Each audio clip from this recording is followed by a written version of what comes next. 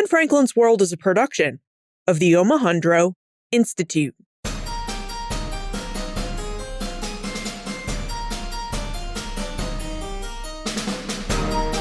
Hello, and welcome to episode 297 of Ben Franklin's World, the podcast dedicated to helping you learn more about how the people and events of our early American past have shaped the present-day world we live in. And I'm your host, Liz Covart. The history of Native American land dispossession is as old as the story of colonization. European colonists and white settlers came to the Americas and the Caribbean wanting land for farms and settlement. So they found ways to acquire lands from indigenous peoples by the means of negotiation, squatting, bad faith, war, and violence. Now, one of the questions that you send to my inbox on a fairly regular basis is about the period of Indian removal during the 1830s. It's a topic that I've always thought was a bit late to cover on this podcast because we try to cover history up to about 1820. But you request this topic so often, and the more I thought about it, the more I realized that the history of Indian removal, even in the 1830s, is deeply rooted in the history of early America. So today, Claudio Sant, a scholar of Native American history at the University of Georgia, and the author of the book Unworthy Republic, The Dispossession of Native Americans and the Road to Indian Territory, joins us to discuss the Indian Removal Act of 1830 and how Native Americans in the southeastern part of the United States were removed from their homelands and resettled in areas of what is now southeastern Kansas and Oklahoma. Now, as we investigate Indian removal with Claudio reveals the origins of the Indian Removal Act of 1830 and what the act meant for Native Americans living in the southeastern United States. Information about how the act passed Congress amid much opposition, and details about the lands the United States traded dispossessed Native Americans and the migrations Native Americans made to their new homelands in present-day Kansas and Oklahoma. But first, have you signed up for the Ben Franklin's World email newsletter yet? It's a publication that comes out every time a new episode of the podcast publishes, plus perhaps maybe 2 or 3 times a year when the Omohundro Institute and I have something special to share with you. But most importantly, the Ben Franklin's World email newsletter will place the show notes for each new episode right in your inbox, which means you don't ever have to worry about visiting the show notes page or worrying that you might forget to click on a link to some of the books, historic sites, resources, or episode sponsors that we discussed in each episode. You'll have all those links and resources right there in your inbox. Now, signing up for the Ben Franklin's World newsletter is quick and easy. Just visit benfranklinsworld.com/newsletter.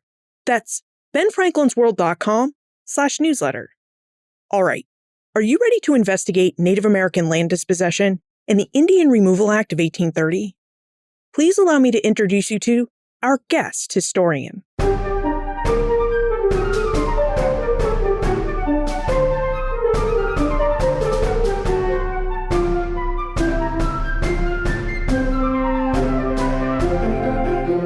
Joining us is the Richard B. Russell Professor of American History at the University of Georgia. He's the co-director of the Center for Virtual History and the Associate Director of the University of Georgia's Institute of Native American Studies. Our guest is a former Ben Franklin's World guest, and he's published numerous articles and books, including his most recent book, Unworthy Republic, The Dispossession of Native Americans and the Road to Indian Territory. Welcome back to Ben Franklin's World, Claudio Sant. Thanks. It's great to speak with you again, Liz. To start our conversation, we should know that in 1830, the United States Congress passed the Indian Removal Act. And this was an act that prompted a large forced migration and removal of many Native American peoples from their homelands east of the Mississippi River to new homelands west of the Mississippi River. Claudio, Linda wonders if you could tell us about the origins of the Indian Removal Act of 1830 and why this act led to the dispossession of so many Native Americans. Well, I think the first thing to recognize is that although there had long been a desire on the part of some politicians and white Americans to deport Native peoples, it really did take a piece of federal legislation, a law, to get this done. The federal government had to have a formal role and had to be authorized to exchange lands with native peoples in the East for lands in the West. So then the question was how to get that legislation through Congress. And despite the fact that in 1830, the Congress was overwhelmingly Jacksonian, it wasn't at all clear that this legislation could get through Congress. It was extraordinarily controversial. It was, in fact, the most controversial piece of legislation to come before Congress up to that point in time, and it generated a mass petition campaign, the first ever, really. At the end of the day, the legislation passed in the House by a mere 5 votes, and that was only after Jackson had threatened and cajoled politicians, including several folks whom he focused on from the delegation in Pennsylvania, who proved to be the key votes to get this legislation through. You mentioned that there was a need to exchange lands in the West for lands in the East. Why did the government need to exchange these lands? Why did they actually want Native American lands east of the Mississippi River? So I wouldn't say it's a need. I would say it's a desire. And the seat of that desire is really in the South, where I currently live. And really, it was Georgia, I think, that was at the forefront of this movement. Southern planters were interested in the lands that Native Americans lived upon. These were really some of the most valuable agricultural lands in the entire world at the time. And the Creeks, Choctaws, and Chickasaws lived atop this fertile crescent of land that arcs through Georgia, Alabama, and Mississippi that we call the Black Belt today. And so planters were eyeing these lands, and they had these visions of expanding westward, of creating this empire of plantations and enslaved people. And so Indian dispossession was really central to that vision. You know, there are some people who would look at Indian dispossession and say, well, it was inevitable. I mean, just look at the history of what happened in colonial America with imperialism and colonialism. But Claudio, a central argument of your book, Unworthy Republic, is that this mass expulsion of Native Americans during the 1830s was not inevitable. So would you tell us why the mass expulsion of Native Americans from these southern lands was not inevitable? This is something I really underscored in the book, as you point out. And I still receive pushback, including from professional historians, although we all know that nothing is inevitable in history. And if you've visited Oaxaca City or Cuzco in Peru, you know that there are places in the Americas that still have very large indigenous populations in their traditional homelands.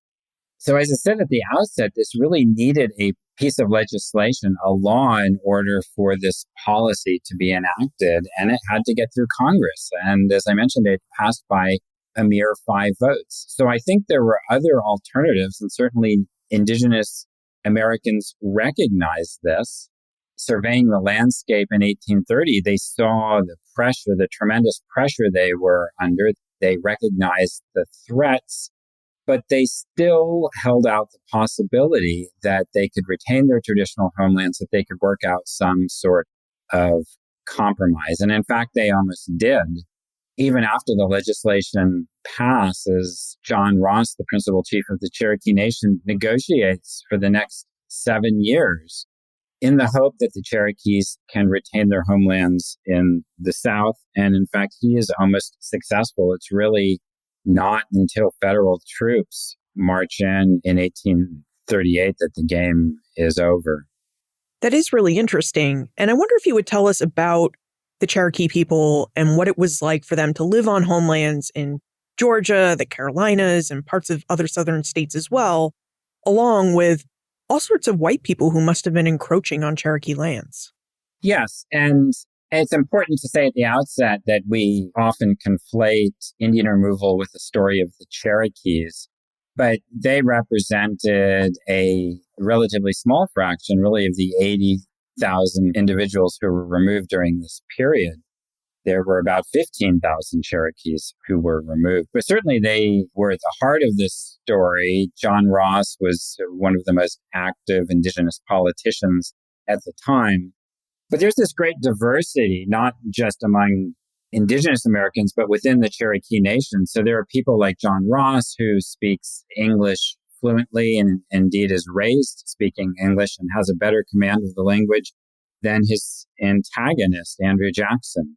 And he dresses in with a waistcoat and tie and looks as distinguished as any white American politician at the time.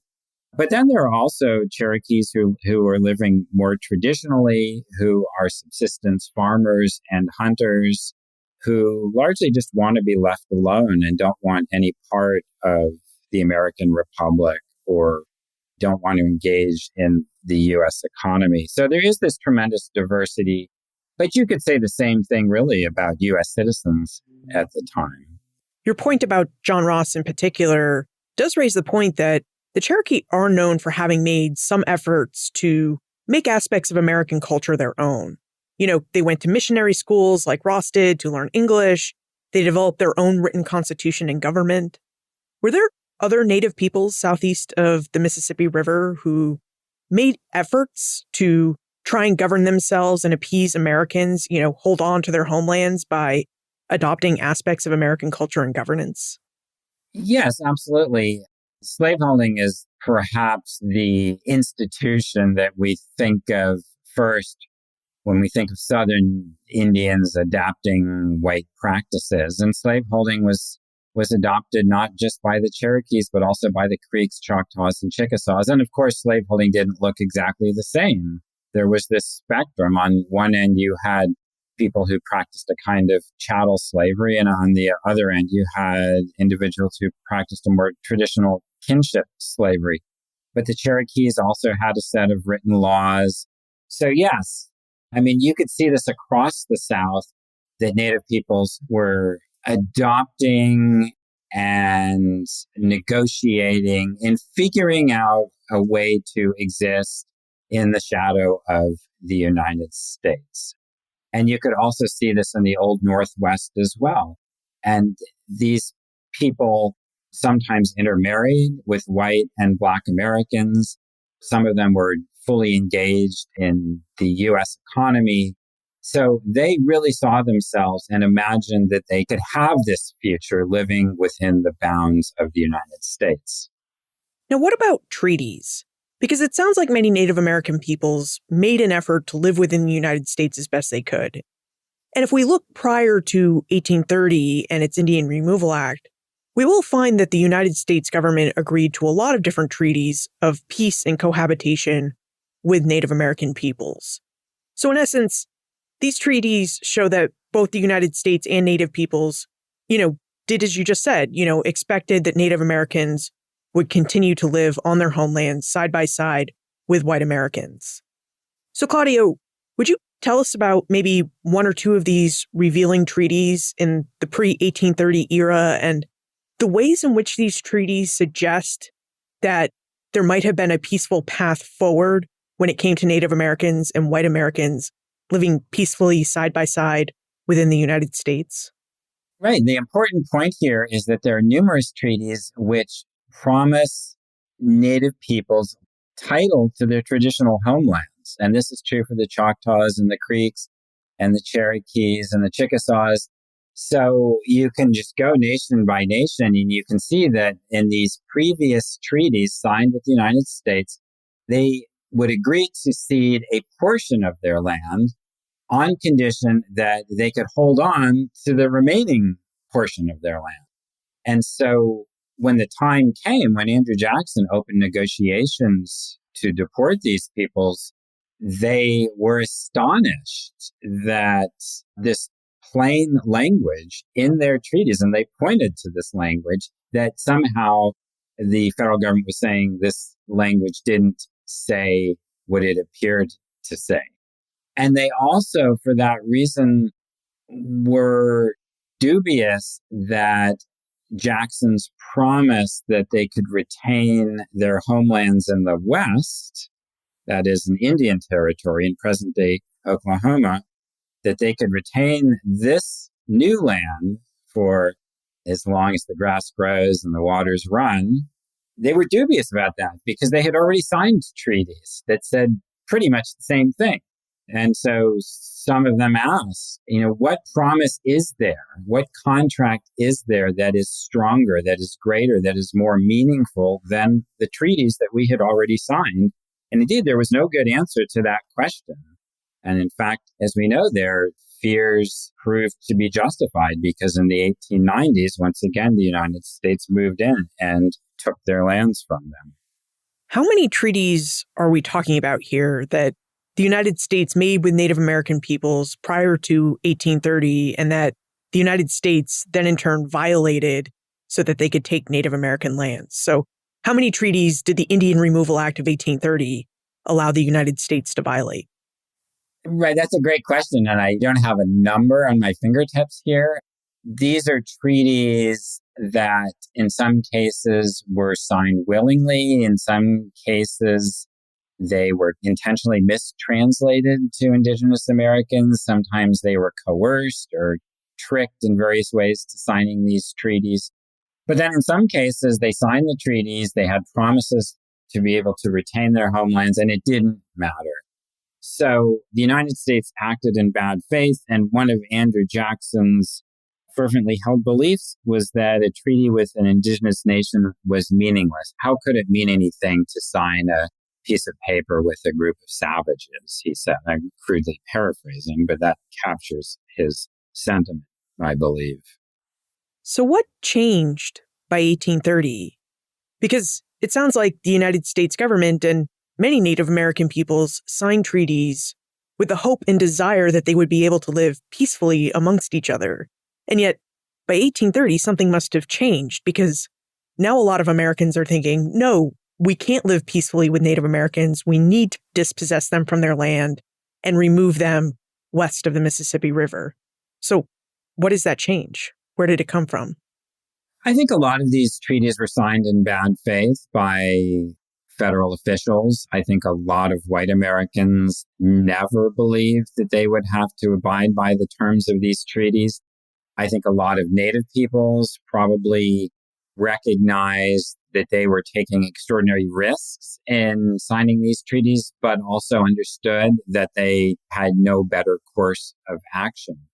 And so there was this political moment in 1830 where Southern politicians had managed to gain enough support. And of course, they were undemocratically empowered by the 3/5 clause in the Constitution. And they used that extra power to get this legislation through Congress. But again, there's a lot of pushback. There are a lot of not just indigenous Americans, but white Americans, especially in the North, in fact, almost solely in the North, who understand that the United States, by breaking these promises, is undermining its foundational values. And they say this in the petitions to Congress. They hold out this hope that somehow the republic is going to be different. And you have to remember, they're only a generation or two away from the American Revolution. So they've heard these stories from their grandparents about the cause of the revolution. And when they think about their own position and what they're fighting for or what their government is doing, they believe that it is a foundational threat to the republic and the values of the republic. The question before them is the United States going to be like the corrupt, despotic governments, nations in Europe, or is it going to be something different? And this is what they say in their petitions to Congress. And this brings us to another point that you raise in your book, The Unworthy Republic, which is that capitalism and American greed were also ultimately to blame for the passage and implementation of the Indian Removal Act of 1830.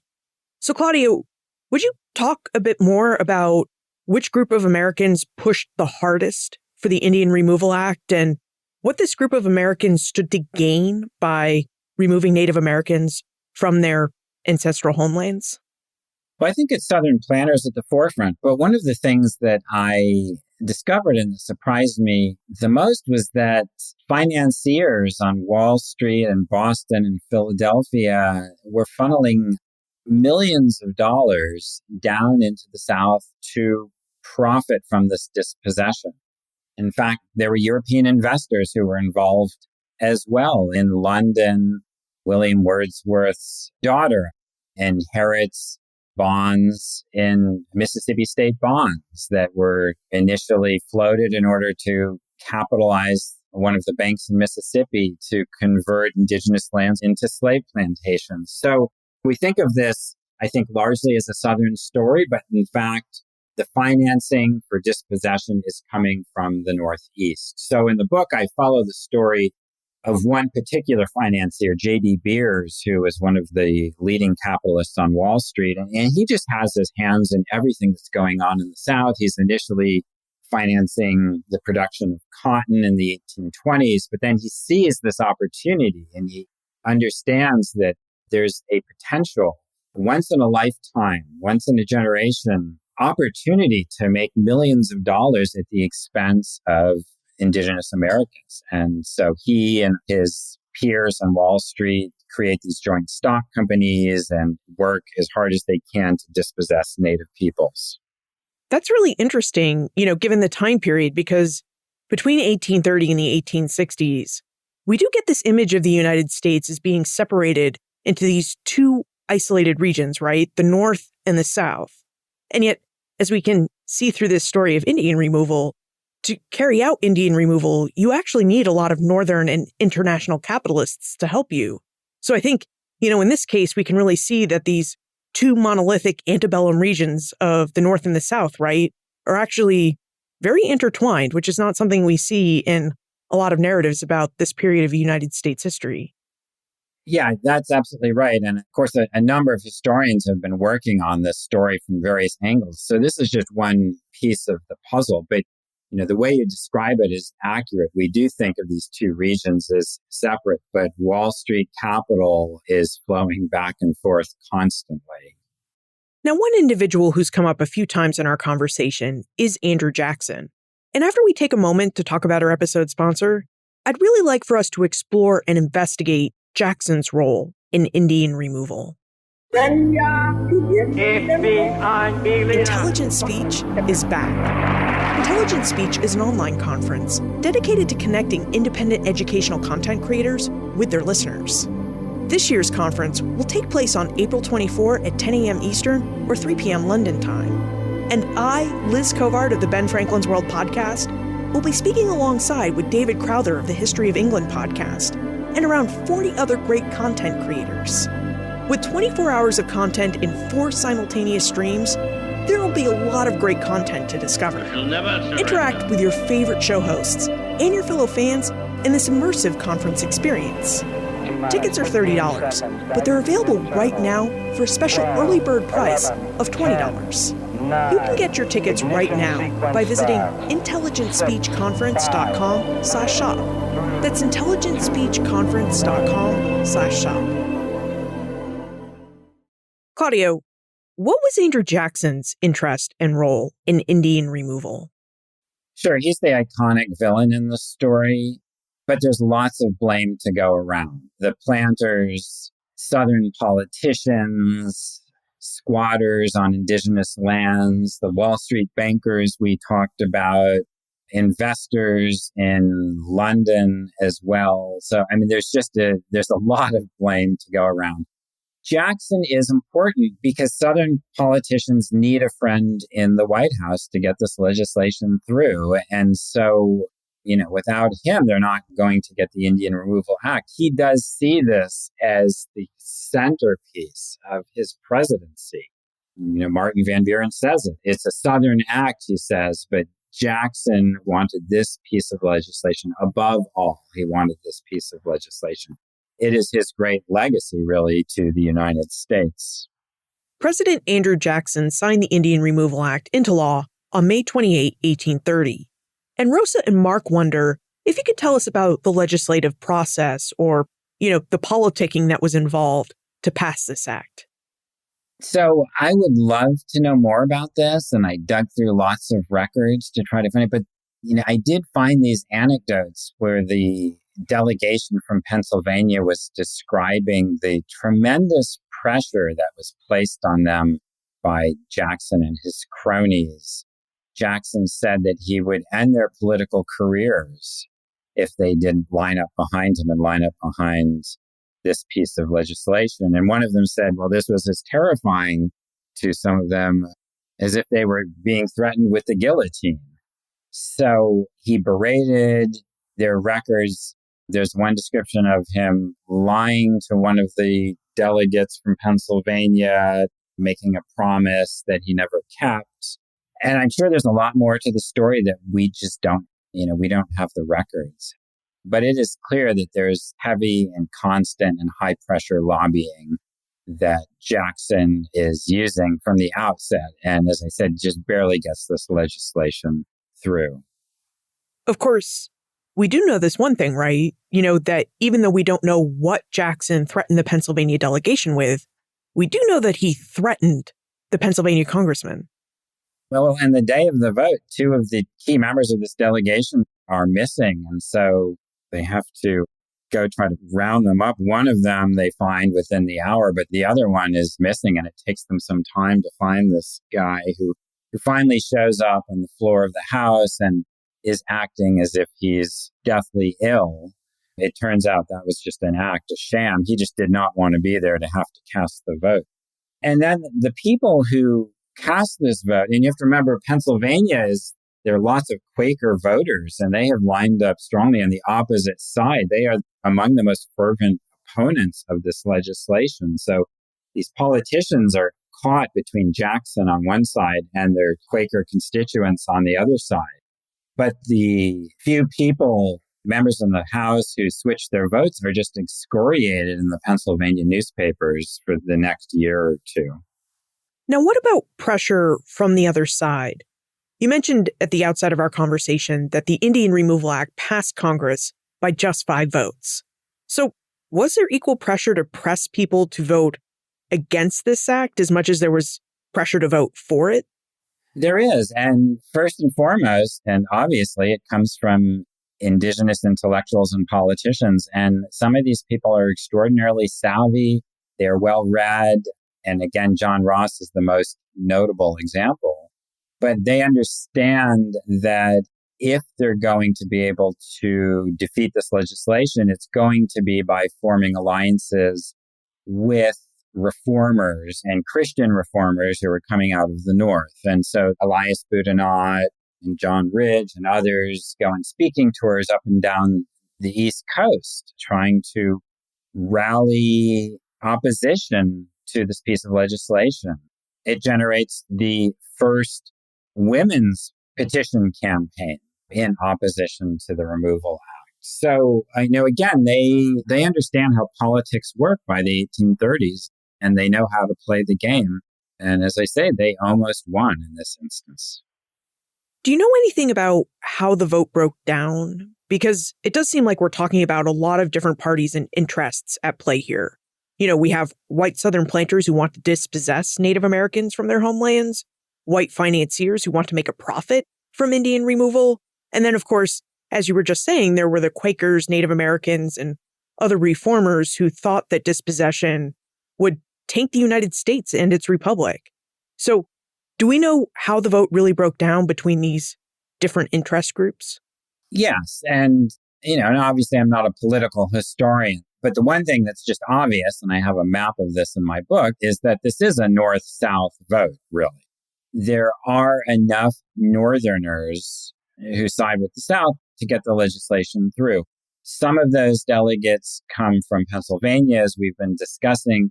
Many others come from New York. And this is largely, I believe, because of the influence and power of Martin Van Buren in his home state. Now, as we've stated, the Indian Removal Act of 1830 passed by 5 votes. Claudio, how did Native Americans respond when they learned that the Indian Removal Act had passed Congress by this narrow margin and then was signed into law by President Andrew Jackson? So some nations sign treaties and decide they're just going to cut their losses and get out of town. Others do so only after some very serious threats and some bribes to sign treaties to move. But others hold out as long as they can. The Creeks do that. The Seminoles do that as well. And of course, most famously, the Cherokees as well. So it's not necessarily game over for these folks. They still see that perhaps they can hold out. And it's important to recognize that the legislation itself, all it does is to authorize the president to open negotiations. So there is nothing in there that coerces Native peoples. And there's nothing that gives the president the authority to go to war or force Native Americans to sign treaties. But what the South does, and Jackson supports them, what the South does is to extend state laws over Native nations. They come up with this plan in 1827, and then Georgia and Alabama and Mississippi, each in succession, passes a series of laws. And so that gives them this kind of coercive power, this oppressive power over these peoples.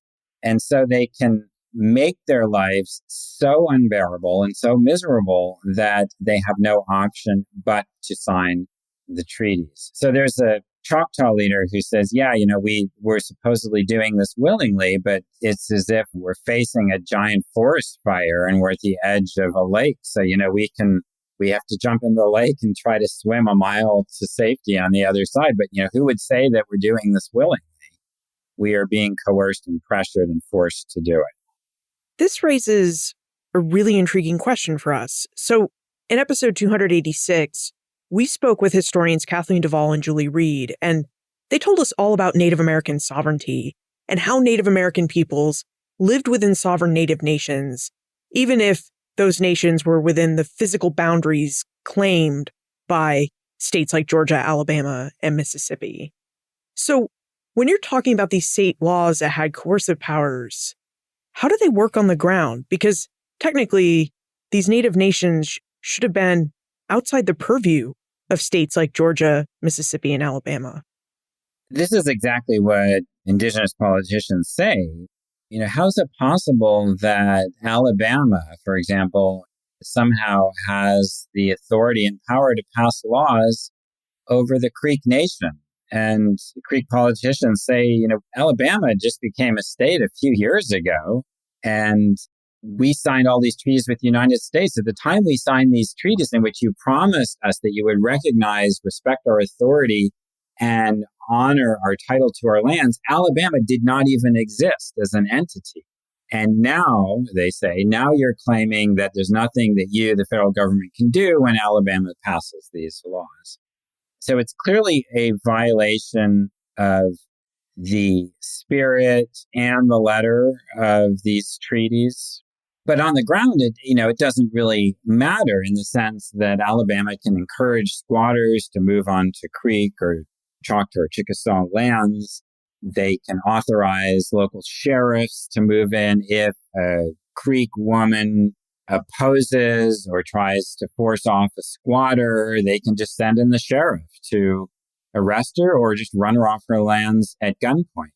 And because Indigenous Americans are not permitted to testify against white people in state court, and this is true in Georgia, Alabama, and Mississippi, with some variation and exception. It changes over time as well. But for the most part, they're not able to testify against white folks. Then it just encourages squatters to treat these people as they want in the way they treat enslaved people as well. So Native peoples have very little recourse at this point, and that's the coercive nature of this. And Jackson and his Secretary of War, John Eaton, and then later Lewis Cass, they revel in this, that they can say that Native peoples are signing these treaties of their own free will. And they say this over and over again. They are doing this willingly. So it sounds like the coercive power in these laws is that the states have the ability to muster manpower and to incite violence against Native Americans, where Native Americans have no recourse in the courts for them. And so Native Americans are forced to sign these treaties in order to find some semblance of peace. Yeah, they encourage the violence, and Native Americans are not fools. They understand what they're up against, that if they take up arms, it's not likely to end well for them. Of course, the Creeks are pushed to the point where hundreds of them are literally starving to death, peeling bark off trees in order to feed themselves, begging in the streets of Columbus, Georgia, just to keep themselves alive. They take up arms in the summer of 1836, and that sparks this very brief but violent clash between U.S. troops and the Creek Nation. But a lot of older Creeks understand. They remember the Red Stick War in 1813 and 1814. They know the terrible results of that conflict. And so they know that this is not a winning hand for them to play. You mentioned earlier that what the Indian Removal Act of 1830 really does is that it gave President Andrew Jackson and the national government the ability to negotiate a trade of lands. So would you tell us about the Western lands that the federal government has decided that it would like to trade Native Americans in the Southeast for their Southeastern lands? And also, when this negotiation takes place, what kinds of leverage does each party have in this negotiation? So the lands are mostly present-day Oklahoma and also parts of Kansas, what they called Indian Territory at the time. These are lands that are uncharted in a literal sense. That is, there really are no maps. I mean, the couple maps that exist don't have any detail on them. And the little detail that does exist is actually wrong. So rivers are going in the wrong direction. They don't really know what these lands are.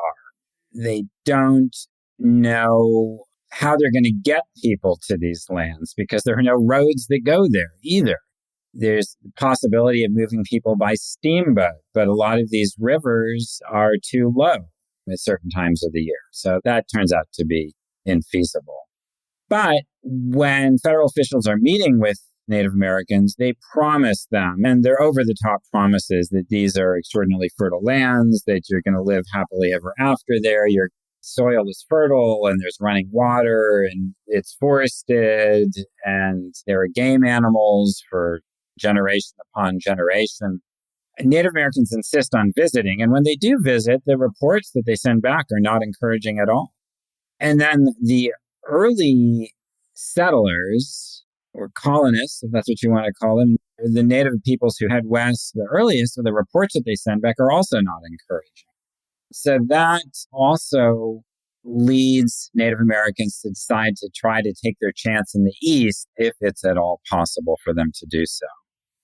What did it really mean for the federal government to give Eastern Native American peoples these lands in the West, in Oklahoma and southeastern Kansas, when undoubtedly these lands were claimed by other Native American peoples?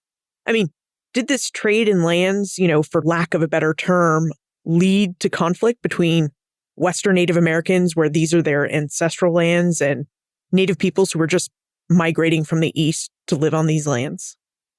That's a great point. I mean, they're not empty lands, and Native Americans in the East, in fact, are somewhat fearful of the Native peoples whom they're going to encounter. And they use some of the language that white Americans use to talk about Western peoples, so that they describing them as savage and barbaric. They were fearful that they were going to be scalped by the Osages. So yes, there are certainly conflicts that arise, and the United States tries to preempt or prevent some of these by heading out west and signing treaties with the Osages and others to try to make room for the Choctaws and Chickasaws.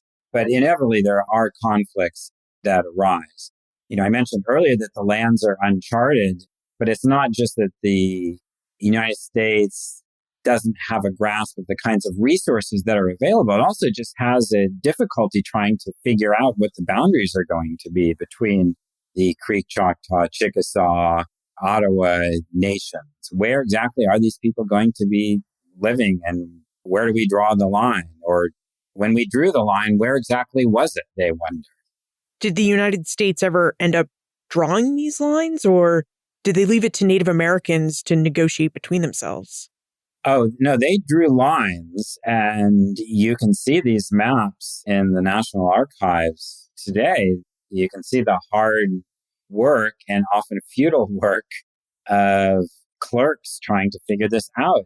And some of the maps look like the kind of iconic National Geographic each nation has a different color. So they start coloring them in and figuring out where people are going to live.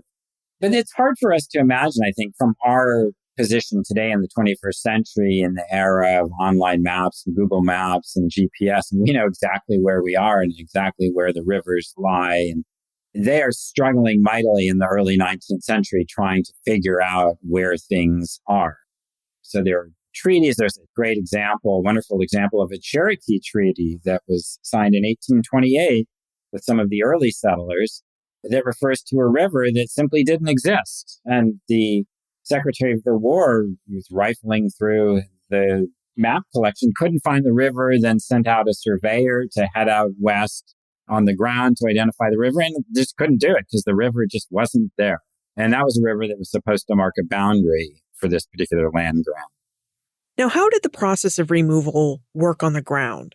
So the first expulsion to take place after the passage of the Indian Removal Act was the removal of the Choctaw people.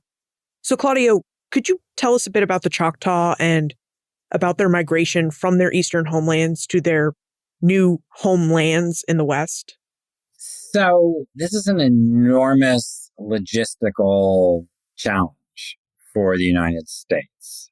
And even today, trying to move 80,000 people with all of the resources and technologies and power and wealth that the United States has, when you're undertaking an operation where you're moving families, nominally humanitarian operation, that is not moving troops, but moving families, the elderly, the sick, infants, pregnant women with all of their baggage who are moving unwillingly, that is an extraordinarily difficult task. And so for the early republic, it's foolishly ambitious to try to do this. The federal government has 11,000 employees, and most of them work for the post office at the time. So how are they going to do this? They don't have instant communication. They don't have maps. They need to feed these people. They need to arrange for transportation. The food needs to be placed in depots along the way, needs to be there at the right time in the right place. And none of this happens. And as you mentioned, the Choctaws are the kind of test case in 1831 and 1832, and it's just a fiasco. It's poorly organized. The food isn't there where it's supposed to be. Some Choctaws decide to just head off on their own and take their chances, and they end up stranded in the middle of a swamp just to the west side of the Mississippi River in the middle of the winter. They have to be rescued. And the reports are that there were dozens and dozens of their horses that were frozen stiff upright in the muck of this swamp. And it doesn't get any better after the first year. And the second year, in 1832 and 1833, they're dealing with the continent's first cholera epidemic. And cholera spreads rapidly and rampantly on steamboats where there's poor sanitation. So it's just year after year, it's a disaster. And then they start to outsource some of the logistics. But the incentive for these private contractors is to win the contract, to bid as low as possible, and then to make the profit by supplying native peoples with rotten meat or grain, which is half of the amount it's supposed to be.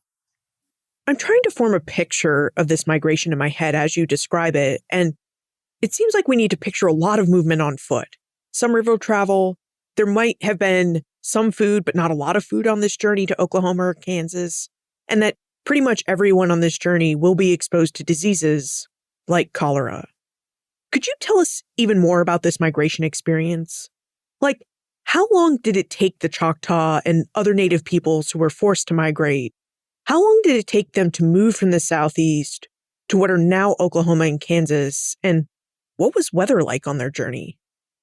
So for some people, it could be a relatively easy journey. If you got lucky and if you were on a steamboat that didn't hit any snags and was able to feed the boiler constantly and wasn't hit with cholera, you might get lucky and you might get there in 3 weeks, depending on where you're leaving from in the east.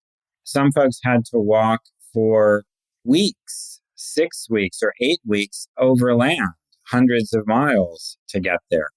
Some people were stranded. I'm thinking of one group that was stranded in the middle of Indiana over winter there because it was too icy and too cold and they simply couldn't move. So for some people, it took half a year or 8 months to reach their final destination. But it varied tremendously. And if you were one of the unlucky ones, you would end up on a steamboat. And I'm thinking of one in particular, the Thomas Yateman leaves the Cherokee Nation in the spring of 1834. So this is before the bulk of Cherokees are deported. It heads down the Tennessee River, gets into the Ohio, and then heads down the Mississippi. And you can read through the journal that was left by the federal officer who was in charge of this particular part of the operation. And one day, one child would die, the next day, another child. And then the number of deaths continues to mount. And then finally, there's this full-blown cholera epidemic, which strikes the ship. The end result of this is that of 500 people who set out on this ship, 45 of the children under the age of 10 died. So entire families were wiped out. Sometimes there was a single survivor. I'm thinking of one man who watched his 4 children die and his wife. That's what would happen to you if you were one of the unlucky ones in this deportation. What was life like for these migrants once they arrived in Oklahoma or Kansas? What was it like for these Eastern Native Americans to now live on new Western areas that were supposed to be their new homelands? One of the things they're giving up is this multi-generational knowledge that they had inherited of the land and its resources in the East. So where do you fish? When do you fish? When do you plant? What are the best soils? Where do you go to hunt? This is the kind of environmental knowledge which is accumulated over many generations. What plants do you harvest when you're sick? And then you are sent hundreds of miles to the west to a different region, different landscape, different flora and fauna, and you have to make a living. You have to survive. And obviously this is before the age of Home Depot and Kroger. So you need to grow your own food and you need to build your own housing. And when you get sick, there's no pharmacy. You need to harvest the right plants. A lot of the plants didn't exist. A lot of the plants that they had relied upon in the East did not exist in Indian territory. So it's a tremendous amount of stress which is placed on these communities. And you can see the effects in the mortality statistics, because it's not just that families are dying during the actual deportation. In those 20, 30 years leading up to the Civil War, the population in many instances stagnates or even shrinks. So they are facing these overwhelming challenges once they arrive in Indian territory. It does sound like the loss of this generational knowledge, because these Native American peoples had to pick up and move west, meant that a lot of these indigenous peoples really had to remake themselves and their customs from the ground up. It gives a whole new meaning to having to start over. They did have to remake themselves. And one of the astonishing things about this is if you visit Oklahoma today, Indigenous Americans have remade themselves, and they do now have a deep attachment. The folks who live in Oklahoma have a deep attachment to that land and consider it their homeland. But that process of remaking was difficult, and the consequences really resonated for generations. Claudio, you titled your book The Unworthy Republic, and I wonder if you would now tell us about the title of your book and why the history and lessons of Native American land dispossession are really important if we want to understand both the early American past and the American present. So that is drawn from a letter that a young Choctaw wrote, a student at Miami University in Ohio, wrote back to a relative in the Choctaw Nation and said in so many words that the United States was an unworthy republic. And I think that was the question that white Americans faced and recognized that they faced in the 1830s. What kind of republic would this be? And Native Americans recognized as well that this was a potential turning point. Was the United States going to live up to its rhetoric and the rhetoric of its founding generation, or would it be like the other despotic and imperial nations of Europe? So I think it's essential to understand this. I mean, for so many reasons, most broadly because in a democracy, I think it's hard work to be a good citizen. And one of the things we need to do is to educate ourselves and understand why the country looks the way it does today. And so when we confront these political decisions today, we need to be informed about this longer history, I believe, in order to make a wise decision. But when we look at this period in the 1830s, I think it's also essential to recognize just how extraordinarily important this was to the course of the Republic, because the antebellum South and the image of the sprawling slave plantations and cotton fields, the South that formed the Confederacy in 1861, that is a South that's really created by Indian removal. The heart of the Confederacy was Indian country only 30 years before the outbreak of the Civil War. So it is this operation, this extraordinary unjust political act that created that kind of iconic plantation South that we're all so familiar with. I also think, just finally, I think it's worth noting that the United States undertook one of the first state-sponsored mass deportations in the modern era. And this is a unfortunate tradition with a lengthy history, and it includes the better-known deportations committed by Turkey against the Armenians and the deportation of Jews and other people during World War II and on into the 1990s in Bosnia and Serbia. So the United States, I believe, is part of that longer history of state-sponsored mass deportations. Now it's time for the Time Warp. This is a fun segment of the show where we ask you a hypothetical history question about what might have happened if something had occurred differently or if someone had acted differently.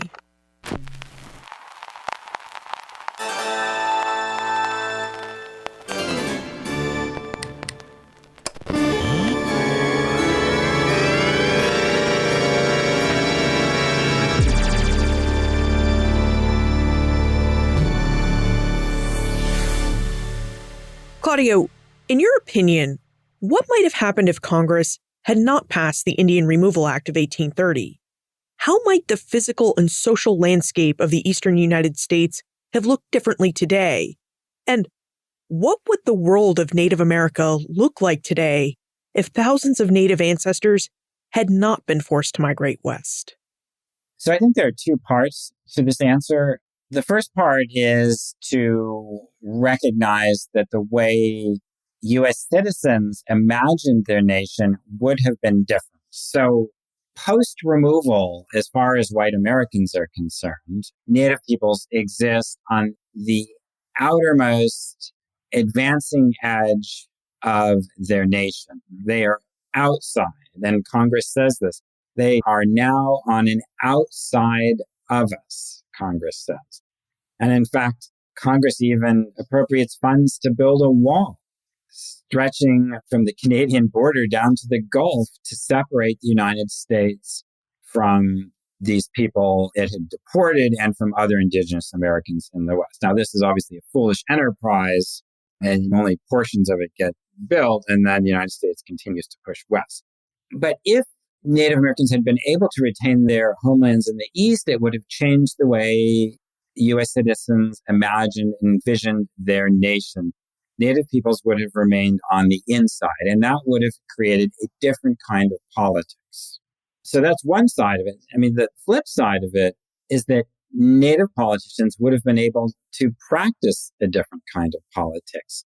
And I think one of the things we've done in kind of fatalistically thinking that this was inevitable is to underestimate the savviness and creativity of indigenous politicians. What kinds of relationships would they have been able to construct with the federal government and with the states had they been able to remain within the borders of the United States? I mean, that's a big question, but I don't think we can underestimate the creativity that they would have brought to bear on the situation. Are you researching and writing something new? I'm finishing right now a long-time digital project, which is to create a time-lapse interactive map of the population north of the Rio Grande from 1500 to 1800. So this will plot Native peoples, African peoples, and European peoples decade by decade. It will allow people to zoom in and zoom out, to draw polygons on the map to return a population count and to see how that population count changed over time. So I started this many years ago. I have an NEH grant to finish it, and hopefully we can have a launch of this website in the spring of 2021. And if we'd like to reach out and ask you a bit more about your work or define your digital mapping project, where should we go? Well, I'm easily available by email, just at csont@uga.edu. But for these digital projects, and I have others which are already up and in operation, you can go to ehistory.org and you can find links to these various projects. The population project, as I said, has not yet been launched, but hopefully if you show up on this site in this early spring of 2021, I hope you will be able to find it then. Claudio Sant, thank you so much for taking us through the history of Indian removal and of the Indian Removal Act of 1830. I enjoyed it. It was a real pleasure speaking with you.